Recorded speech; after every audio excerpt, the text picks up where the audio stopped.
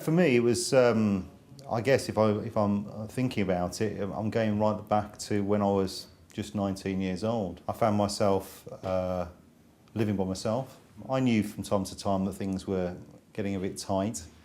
And I guess that my first real understanding of how difficult things had got for me from a financial perspective was one evening when I got a knock at the door.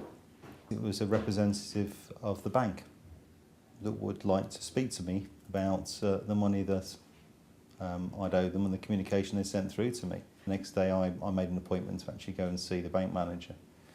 I remember contacting the local Citizens Advice Bureau, but I also remember that I wasn't able to go and see them because I could only see somebody a few weeks in the future, and as a consequence I needed the help and I needed it right now. I worked through what I had coming in and what I had going out, and I think the first moment of panic set in when I realised that, having calculated that I had £100 more going out than I had coming in, and that was just covering what I needed to live on.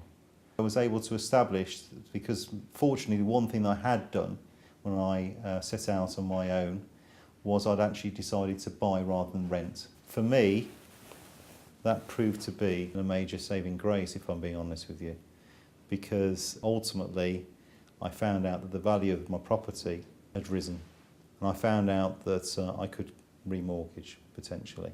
I found out about bankruptcy. I realised it was a real possibility, because in the event my valuation was just about, I could cover my debts, and I could just about remortgage.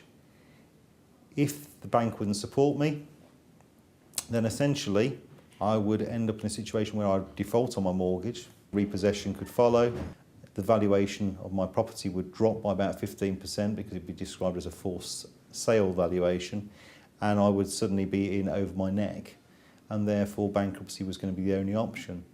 And I went in to see that bank manager, and I just literally turned around and said, I can either pay you everything if you support me for 6 months until I get my remortgage, or I'm going to have to go bankrupt and you'll get a portion of your money back, not all of it. And he fortunately went for option one to support me, and that really was the point at which I drew my first huge sigh of relief.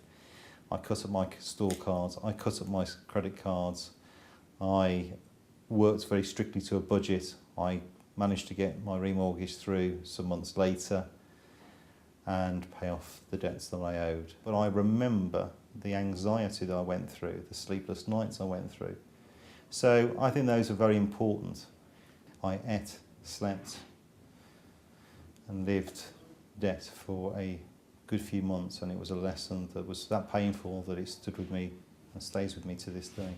It might be the solicitor's letter, or it might be the knock on the door from the debt collector, you know.